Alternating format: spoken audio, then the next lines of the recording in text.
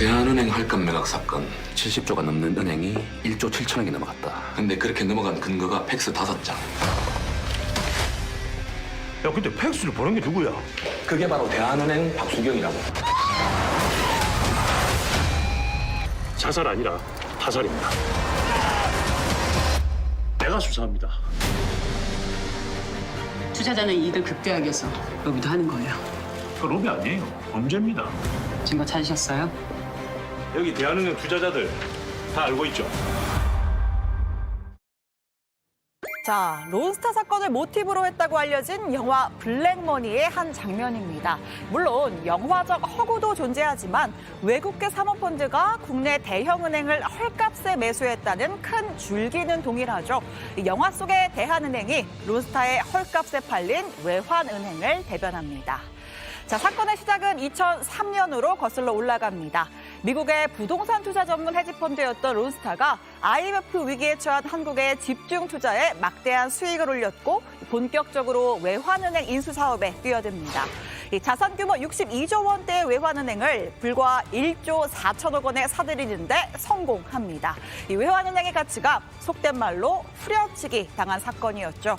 자, 이후에 론스타는 외환은행을 다시 매물로 내놨고 2012년 하나금융지주에 약 4조 6천억 원에 되파는 데 성공했습니다. 이 9년 사이에 한 것이라곤 사고 판 것뿐 그 사이 무려 4조 원이 넘는 이익을 챙긴 겁니다. 자, 여기서 근본적인 의문이 생깁니다. 론스타는 어떻게 외환은행을 헐값에 매입할 수 있었던 걸까요? 다리가 70조짜리가 무슨 1조 7천억 원에 넘어가? 말이 안 되지. 근데 그렇게 넘어간 근거가 팩스 5장. 대한은행에서 금감원으로 보낸 허위 보고서. 허위 보고서. BIS 비율 조작한 서류. BIS가 뭐야?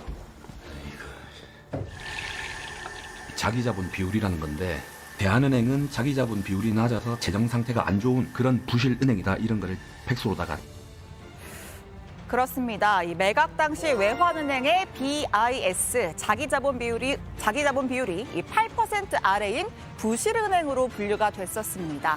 이 싼 값에 팔릴 수 있도록 비율이 조작된 게 아니냐라는 의혹이 불거졌고요. 결국 감사원이 칼을 빼들었습니다. 외환은행이 당장 부도 위기에 직면한 상황은 아니었다고 판단되며 외환 카드 문제 해결을 위해 매각이 불가피했다는 은행 측 설명도 설득력이 부족하다. 매각 업무가 공정성과 투명성을 잃은 채 파행적으로 추진됐다. 자, 이어 검찰이 본격적인 수사에 착수했습니다. 대검 중수부는 론스타 코리아 외환은행, 지금의 기재부인 재정경제부의 인사들을 대거 재판에 넘기는데요. 이 허위 사실을 유포해 외환카드 주가를 떨어뜨린 유희원 전 론스타 코리아 대표에게 징역 3년이 확정됩니다. 이 당시 수사팀에 있던 윤석열 대통령이 영화 블랙머니 속 조진웅 씨의 역할의 모델이 됐다는 이야기도 나왔죠. 사건을 덮는다고요? 그 자네 선택에 따라서 구속은 면할 수 있어. 전 법률 대리인이지 범죄 대리인이 아닙니다. 우리 손에서 들 일이 아니에요. 밝혀낼 겁니다. 자, 그런데 이 론스타가요, 적반하장 행보에 나섭니다. 무려 4조 원에 가까운 먹튀를 한 것도 모자라 2012년 대한민국 정부를 상대로 6조 원대의 소송을 제기합니다. 이 외환은행을 되파는 과정에서 한국 정부의 방해가 있었고 이 홍콩의 HSBC에게 5조 9천억 원에 팔 수 있는 기회를 놓쳐서 이 본인들이 손해를 봤다는 겁니다. 자, 그렇게 시작돼 10년을 끌어온 법적 분쟁이 드디어 오늘 종지부를 찍은 건데요.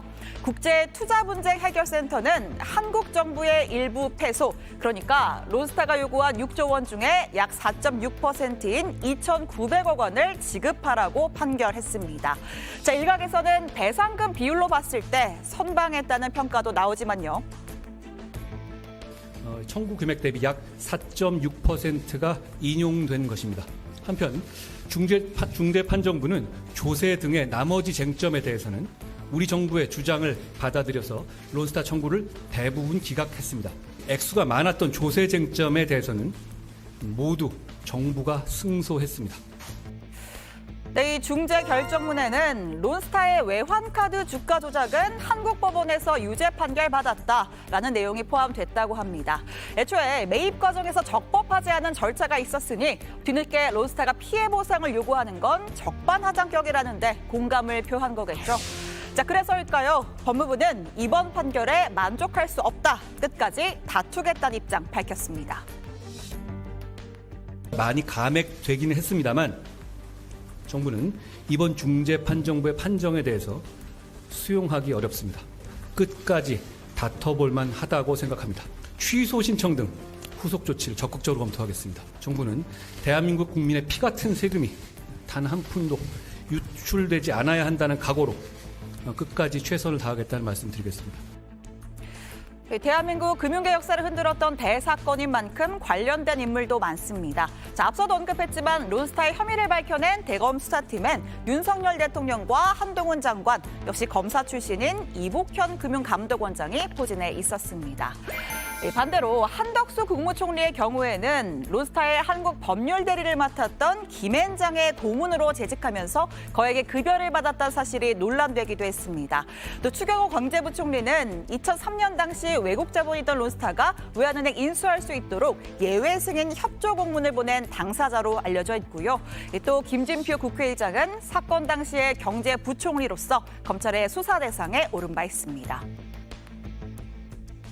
저는 개인적으로는 론스타에 개입한 적이 없어요. 경제부총리로서 국회에서 2005년 이때 그러한 그 상황에 대해서 제 소신도 얘기하고 답변도 하고 했었던 것이지 저 참여한 적이 없습니다. 김앤장 썰은 참여하신 적이 없다. 참여한 적 없습니다.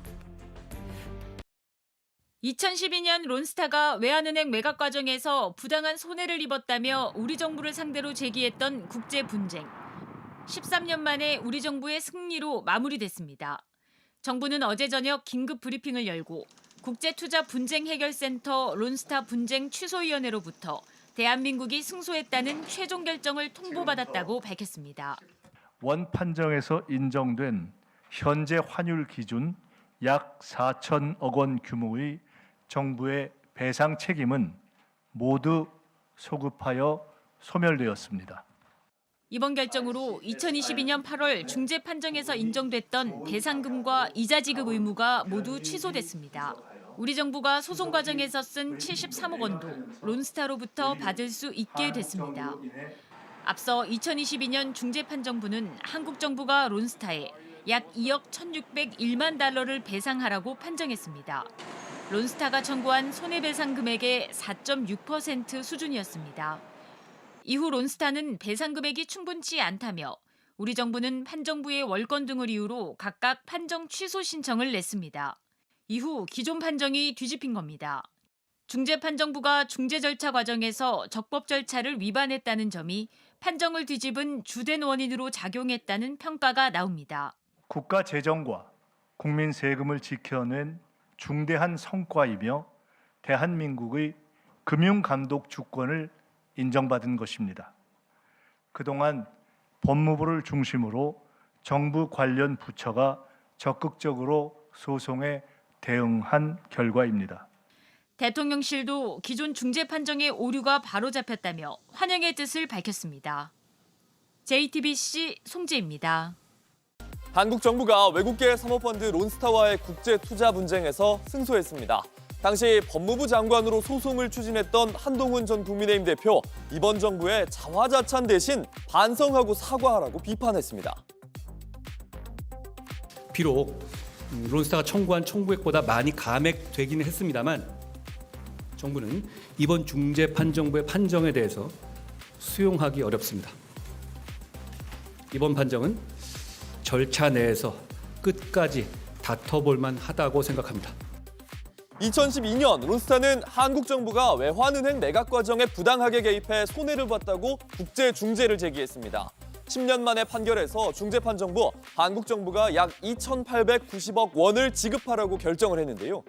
한동훈 당시 법무부 장관은 론스타가 주장하는 손해는 스스로 자초한 거라는 소수 의견에 따른다면 정부 배상액은 0원이어야 한다며 판정 취소를 검토하겠다고 밝혔습니다. 하지만 취소 판정이 받아들여지는 경우가 10% 내외여서 승소 확률이 낮은 것 아니냐는 비판 의견도 있었습니다. 승소 판정이 나온 뒤에 한 전 대표 소송 지면 당신이 이자를 낼 거냐는 민주당의 압박이 있었다면서 민주당 정권은 뒤늦게 숟가락을 얹으려 하지 말고 당시 이 소송을 트집 잡으며 반대한 것에 대해 국민께 사과해야 한다고 비판했습니다.